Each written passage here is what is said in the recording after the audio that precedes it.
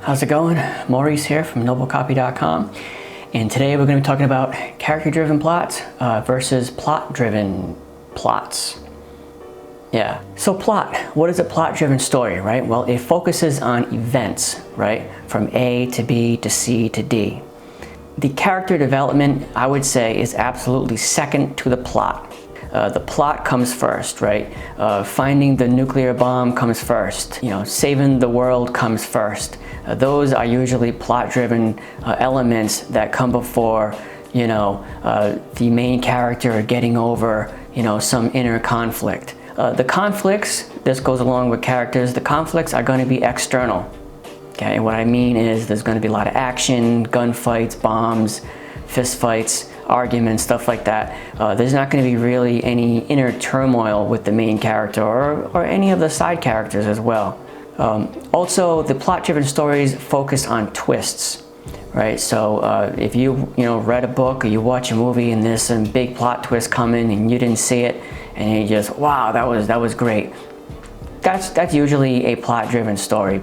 Now, the protagonist of a plot-driven story, they can be passive. They don't have to be passive, but they can be passive, and the story can still go on and make sense. And what I mean by passive is the main character doesn't make choices. So as the story progresses, right, the next point or the next scene or the next situation that they're at, they didn't really choose to be there. Okay, they could have chosen not to even do it and say, you know what, forget it, I'm not even going to make that choice, I'm just going to stay home and play video games. But they didn't do that. The plot told them to go to the next point. And in character-driven stories, you're not going to see that, obviously, but we'll get into that in a second. Something else that's very important is that the plot is not special to the main character. It's not special to the protagonist. And what I mean by that is, if you remove whatever protagonist it is, right, let's say 007, James Bond, right? If you remove James Bond from one of the stories, I mean, you could just supplement James Bond with another character because, it's just another, special agent.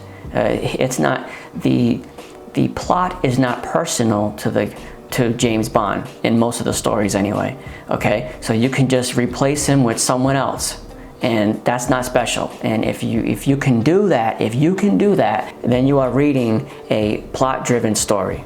Now, also, in my opinion, I think that a plot-driven story is easier to write than a character-driven story. And I know, a lot of people are going to disagree with me on that, and that's totally fine. But in my opinion, I think that writing a plot-driven story is 10 times easier, because with a character-driven story, you have to know the character, right? You have to know why the character made that choice. You have to know why the character did not make that choice, okay? And with plots, eventually, if you think about it long enough, you can just find any old reason, basically any old reason, that the plot will go from A to B to C to D, right? Or if you're writing a complex structure, plot-driven story, it can go from D to Z to A to X or whatever, okay? But the elements, the scenes and the situation in a plot-driven story basically work themselves out eventually when an author just gives it enough thought.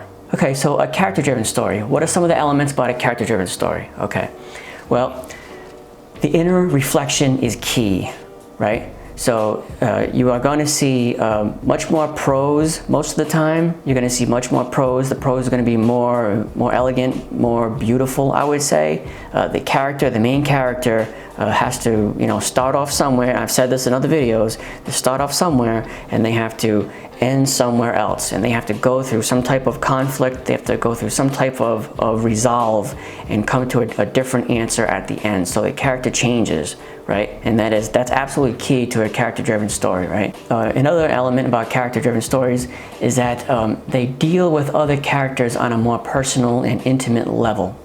So the sidekick in a character-driven story isn't just a sidekick, right? You can't just replace him, right, or her, right? The sidekick, the best friend, right, the ex-wife, whatever it is, they mean something important to the main character, right? They can't just disappear for 3 chapters, 5 chapters, and then come back at the end. In a character-driven story, the relationship from the main character to the side characters are just as important as the inner conflict is to the main character. Choices, you know, I cannot stress this to you enough. To all you beginner writers out there, your character, the more choices that your character makes, the better the story is going to be. And in a character-driven story, that is absolutely critical. It's absolutely crucial for your main character or even your side characters. They have to make choices, right? And why? Well, it's not just because it makes it more exciting for the reader, but you know, real human beings, right? Real people make choices every single day.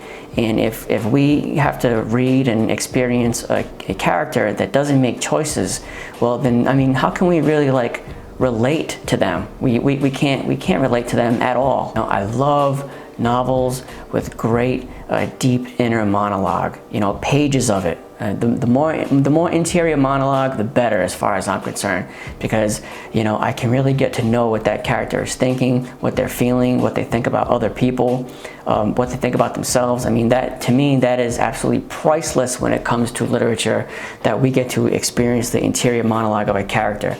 And I think that beginning writers should really focus on that. Now, the plot in a character-driven story depends on the character, right? So let's say the main character gets thrown into some murder mystery, right? Well, in a character-driven story, you know, it can't just be some regular murder mystery that the character gets thrown into. Like, it has to be personal to them, right? It has to be like, oh, this was a best friend that got hurt, or someone you know is missing, and you know, and now the main character feels obligated to find them, right? It's personal to them. They make a choice to solve the murder mystery. They make a choice to take on the action thriller plot-driven story. Okay, well there it is. Do you agree with me, or do you think I'm completely way off base? Let me know what you think in the comments below.